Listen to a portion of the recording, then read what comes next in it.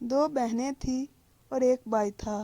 بڑی بہن کا نام تشیبہ تھا اور چھوٹی کا نام کلثوم تھا۔ ان کا ایک بھائی تھا جس کا نام احمد تھا۔ احمد اپنے خاندان کا اکلوتا بیٹا تھا۔ سبھی اس سے بہت پیار کرتے تھے۔ اس کی جائز اور ناجائز ہر خواہش کو پورا کرتے تھے، جس کی وجہ سے احمد بہت زیادہ لاپرواہ ہو گیا تھا اور نہ تو وہ اسٹڈی دھیان سے کرتا تھا اور نہ ہی کوئی کام کرتا تھا۔ بڑی بہن نے جب میٹرک کیا تو اس نے اپنے ابو سے کہا، ابو میں آگے پڑھنا چاہتی ہوں۔ اس کے ابو نے کہا، تم کسی صورت میں نہیں پڑھ سکتی، یہی تمہارے لیے بہت بڑی بات ہے کہ میں نے تم کو میٹرک تک تعلیم دلا دی ہے، ورنہ ہمارے خاندان کی لڑکیوں کو صرف مذہبی تعلیم دی جاتی ہے، دنیاوی تعلیم ان کو نہیں دی جاتی۔ ابھی میں تمہاری شادی کر دوں گا۔ بہت جلد ایسا ہی ہوا۔ اس کے باپ نے اس کی شادی اپنے بھائی کے بیٹے کے ساتھ کر دی اور تشیبہ کے سارے خواب ٹوٹ گئے۔ شادی کے بعد بھی اس نے اپنے سسرال والوں سے کہا کہ اسے پڑھنے کی اجازت دے دیں، لیکن کسی نے اس کی بات نہ مانی۔ اس کے سسرال والے کہتے تھے، لڑکیاں صرف اپنے جتنا پڑھتی ہے اپنے میکے میں ہی پڑھتی ہے، شادی کے بعد ان کی ذمہ داری سسرال والوں کو خوش رکھنا اور ہسبینڈ کی خدمت کرنا اور بچے پیدا کرنا ہوتی ہے۔ یہی گھرداری ہے جو کہ ہر لڑکی کو پوری کرنی چاہیے۔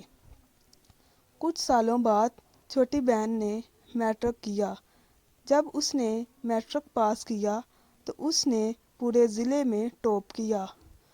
بڑی بہن کی طرح اس نے بھی اپنے ابو سے کہا، ابو میں آگے پڑھنا چاہتی ہوں۔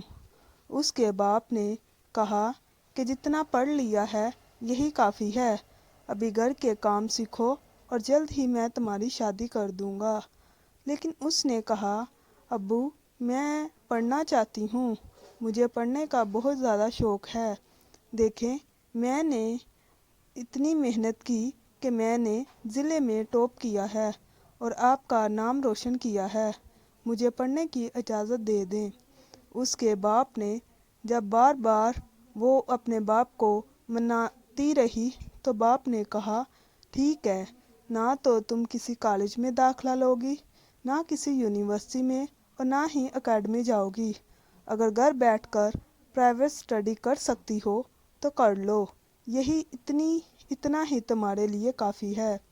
بیٹی کے ارادے مضبوط تھے۔ اس نے کہا، ٹھیک ہے، مجھے منظور ہے، میں گھر رہ کر اسٹڈی کروں گی۔